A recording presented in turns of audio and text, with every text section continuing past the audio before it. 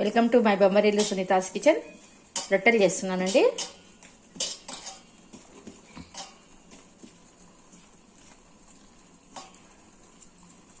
రెండు కప్పులు వేసుకున్నానండి. 2 కప్పులు బియ్యం పిండి.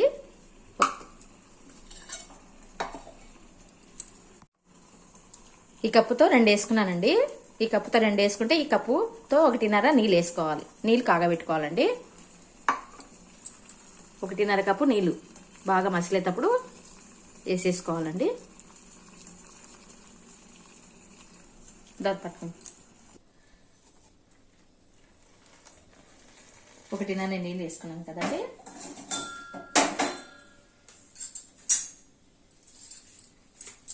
అంత చేయి పెట్టకండి, వేడి వేడిగా ఉంటుంది. అంటే చేయి పెట్టేదండి. బాగా కలుపుకోండి.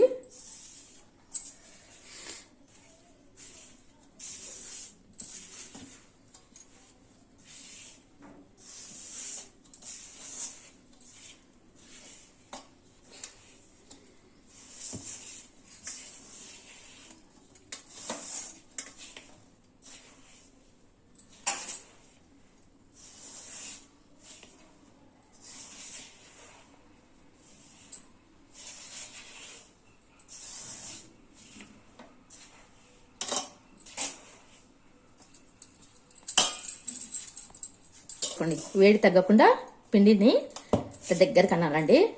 లేకుంటే చల్లగా అయిపోతే పిండి జిగురు ఉండదు అనమాట.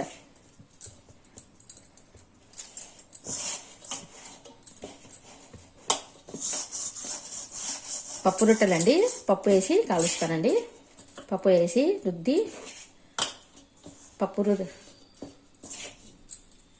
పప్పు పూసి కాలుస్తానండి రొట్టెలు. మామిడికాయ చట్నీ పప్పు 2 కలిపి నూనె వేసి కాలుస్తానండి.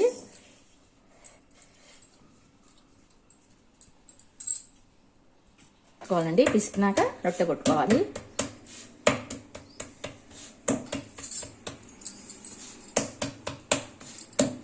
కొంచెం గట్టిగా పెట్టుకుంటే రొట్టె అనేది బాగుంటుందండి. బాగా జరుగుతుంది. బియ్యం పిండి వేసుకోవాలి. ఒత్తిడి పిండి బాగా వస్తుంది. బియ్యం పిండి కొంచెం జారినట్టు అవుతుంది కదా, రవ్వ ఉంటుంది కదండి. మనకి రొట్టె కూడా తొందరగా జరుగుతుంది.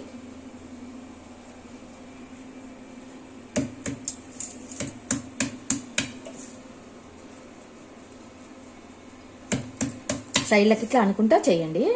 చీలికలు రావండి. రొట్టె అనేది చీలికలు రాదు.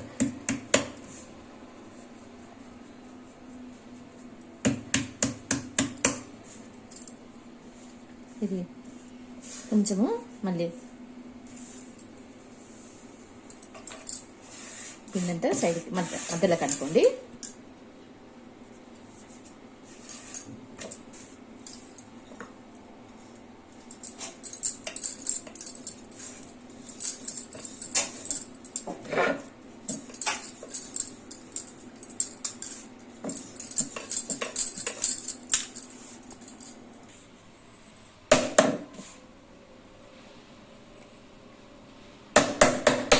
పెన్నము చిన్నగా ఉందండి నాది, అందుకే పెన్నానికి తగ్గట్టు కొడుతున్నానండి. పిండికి కూడా కొంచెం పెట్టుకుంటాను.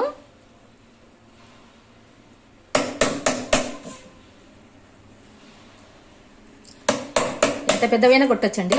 పెన్నం అనేది చిన్నగా ఉంది కాబట్టి.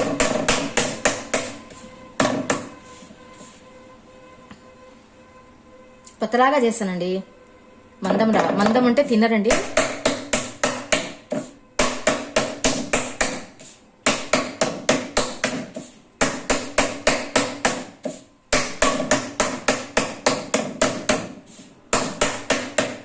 అప్పడంలాగా ఉండాలి. రొట్టె అంటే అప్పడంలాగా ఉండాలంటారండి.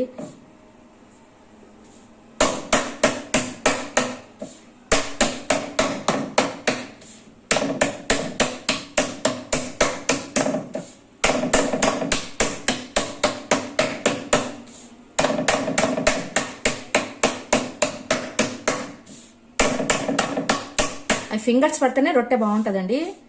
ఇట్లా కొడితేనే రొట్టె బాగుంటుంది. ఎంత మనము బల్లెడిగతో రుద్దినా కానీ చివరిన ఇట్లా చేతితో కొడితేనే ఆ రొట్టెకు అందం.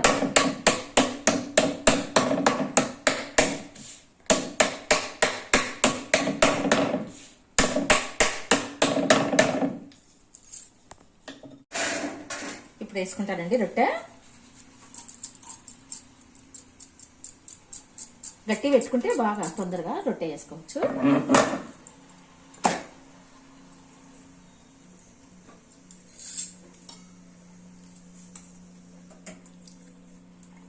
ఇప్పుడు నేను బట్టతోనే తుడుస్తానండి.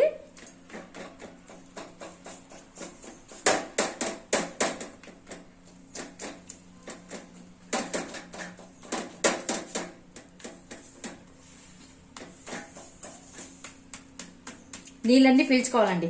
ఈ నీళ్ళన్నీ గుంజుకుంటే అప్పుడు రొట్టె తిప్పేయాలి.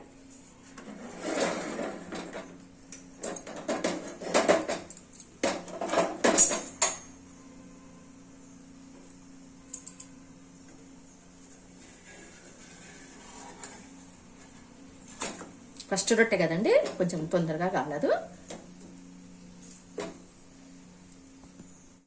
అట్లా వచ్చేయండి.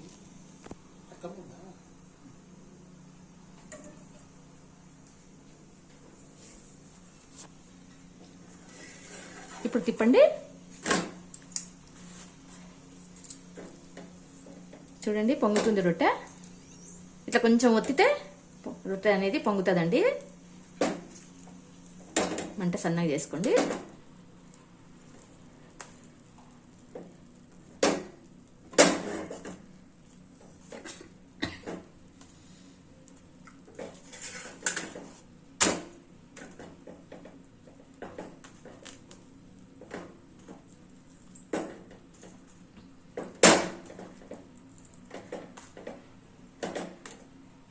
మెత్తగానే చేసుకోనండి, ఒట్టిగా చేయొద్దు రొట్టెని.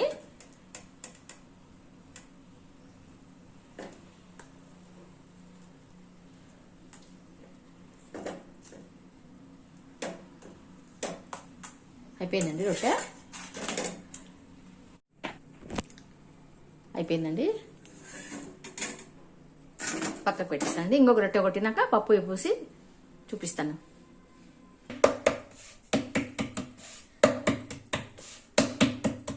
గట్టి పెట్టుకోవాలండి పిండి. గట్టి పెట్టుకుంటే రొట్టె అనేది బాగా మనకి ఇరిగిపోకుండా వస్తుంది. బియ్యం పిండిలో కొంచెం జిగి ఉండదండి, అందుకే గట్టి పెట్టుకోవాలి పిండి. బాగా వేడి పోసుకోవాలండి నీళ్ళు. జొన్న పిండికి అయితే కొంచెం వేడి తక్కువ వస్తాయండి. బియ్యం పిండిలో మాత్రము వేడి ఎక్కువ ఉండాలండి నీళ్ళు.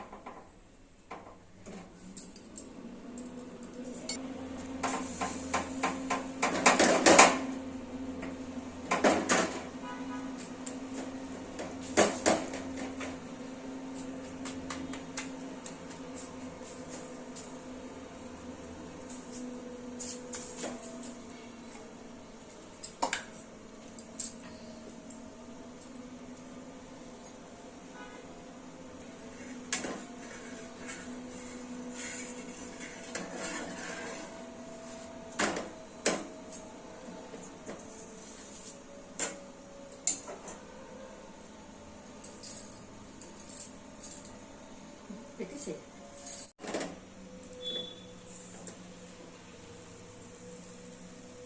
కొంచెం ఇట్లా పట్టుకోండి. రొట్టెని ఇట్లా ప్రెస్ చేసి పట్టుకుంటే కొంచెం పొంగుతుందండి.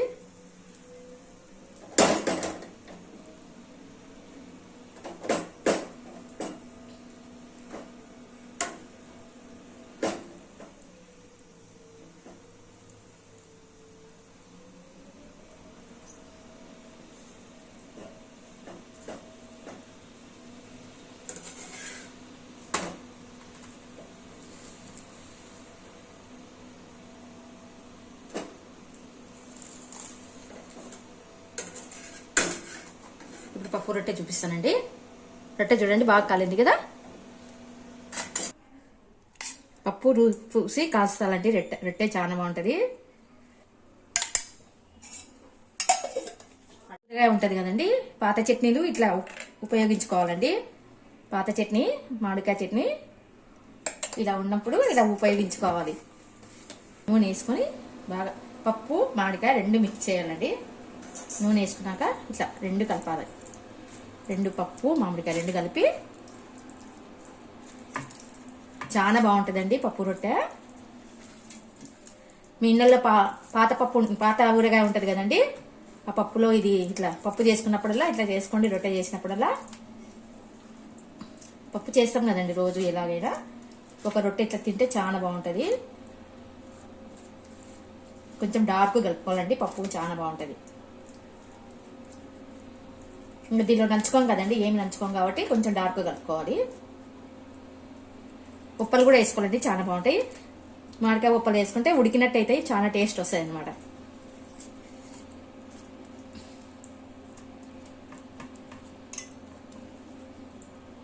ఇది తీసుకొని పెన్న మీద వేయాలండి. అంతా పూసిన తర్వాత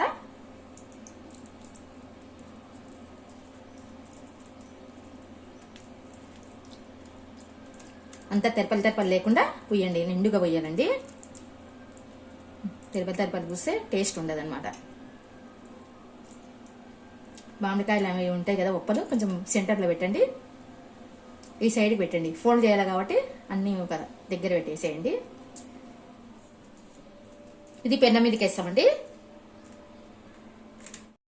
ఈ పప్పు రొట్టె అంతా పూసినాం కదండి రొట్టెకి.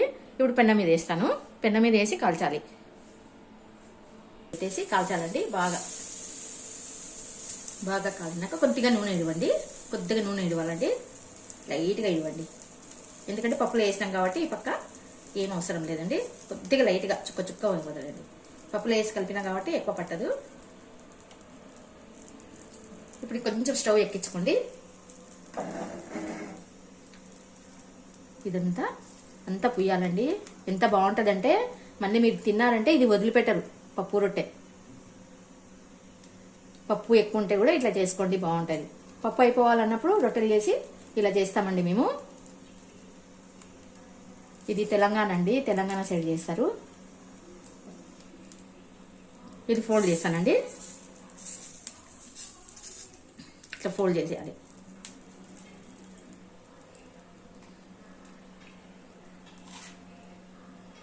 ఇట్లా కొంచెం ఆయిల్ వేయండి.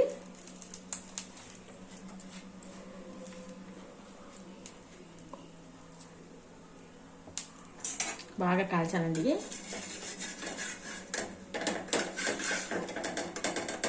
ఈ పక్క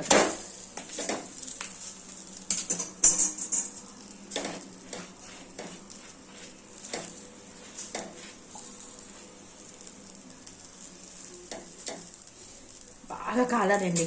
బాగా కాలితే పప్పులో నుంచి ఆవిరి రావాలండి, అంత బాగా కాల్చాలి. పప్పు మామిడికాయలు అనేవి మెత్తబడి ఉడికిపోవాలి, అంత వేడిగా కావాలి. సన్న మంట పెట్టుకొని కాల్చండి. బరువు ఉంటుంది కదండి రొట్టె తిక్కునేటప్పుడు కొంచెం కష్టం అవుతుంది. చూడండి ఇట్లా రోస్ట్ కావాలన్నమాట. మనం రోస్ట్ చేసినా కానీ పప్పు అనేది ఉంటుంది కాబట్టి మెత్తగానే ఉంటుంది. పైన ఎర్రగా అవుతుంది రొట్టె, పైనేమో రొట్టె ఎర్రగా అవుతుంది, తింటే మాత్రం మెత్తగానే ఉంటుంది.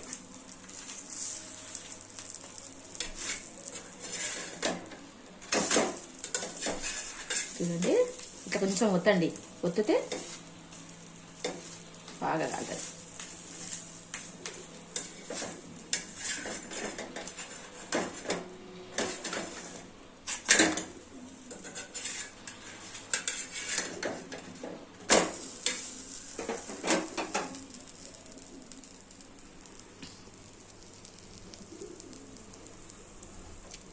బాగా కాలిందండి పప్పు రొట్టె. ఇది మా వారికి ఇచ్చేస్తానండి. అయిపోయిందండి, పచ్చమల పెట్టి ఇచ్చేస్తాను ఆయనకి. బాగా కాలిందండి, చూడండి ఎంత బాగా కాలింది కదా.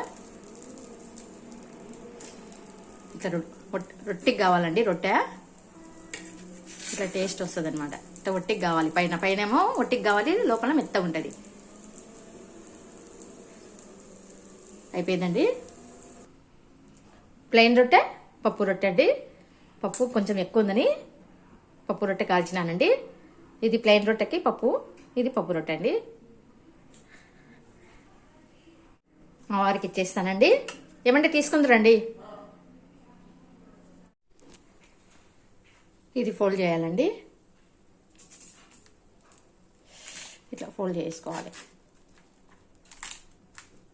పట్ పట్ అంటుంది కదా రొట్టె, కానీ మెత్తగానే ఉంటుంది లోపల. పెన్నం అనేది మంట తక్కువ చేసుకోండి. స్టవ్ తక్కువ చేసుకొని కాల్చుకోవాలి. పెన్నం వేడికి మంచిగా అవుతుంది.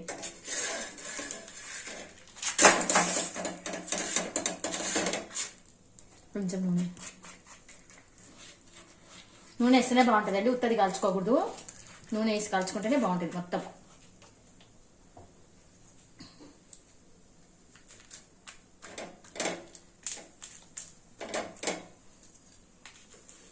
ఒక్కటనే ఇలా తినాలండి రొట్టె చేసుకున్నప్పుడు.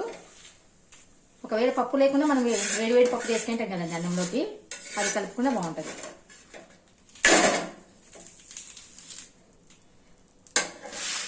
పెన్నం చూడండి ఎలా అయిపోతుందో. రెండు రొట్టెలు చేసేవరకే ఇలా చూడండి సౌండ్ ఎట్లా వస్తుంది కదా, అప్పడంలాగా. ఇట్లా అప్పడంలాగా రావాలండి సౌండ్ కాల్చుకున్నాక. అది టేస్ట్ అన్నమాట.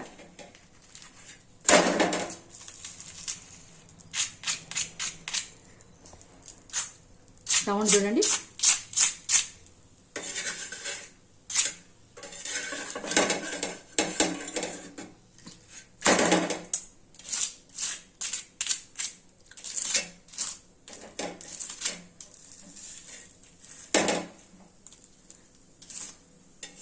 ఈ రొట్టె తిన్నాక ఉత్త రొట్టె తినద్దు కాదు, అందుకే ఫస్ట్ ఉత్త రొట్టె తినాలండి.